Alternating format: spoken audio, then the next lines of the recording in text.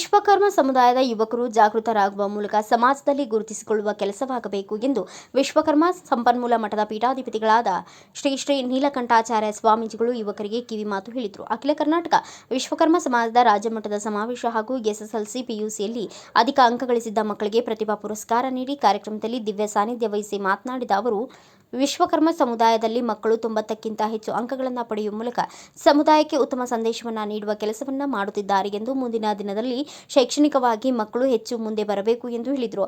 ವಿಶ್ವಕರ್ಮ ಸಮಾಜ ಒಳ್ಳೆಯ ಚಿಂತನೆಗಳನ್ನು ಇಟ್ಟುಕೊಂಡು ಬೆಳೆದು ಬಂದಿದೆ. ಸಮುದಾಯದ ಜಾಗೃತಿವಾಗಬೇಕಾದರೆ ಮಠಾಧಿಪತಿಗಳು, ಸ್ವಾಮೀಜಿಗಳು ಮುನ್ನೆಲೆಗೆ ಬರಬೇಕು. ಪ್ರತಿ ಜಿಲ್ಲೆಗಳಲ್ಲೂ ಧರ್ಮದ ಉದ್ಧಾರ, ಸಮಾಜ ಬೆಳೆಸುವ ಕೆಲಸವನ್ನು ಸ್ವಾಮೀಜಿಗಳು ಮಾಡಿಕೊಂಡು ಬರುತ್ತಿದ್ದಾರೆ.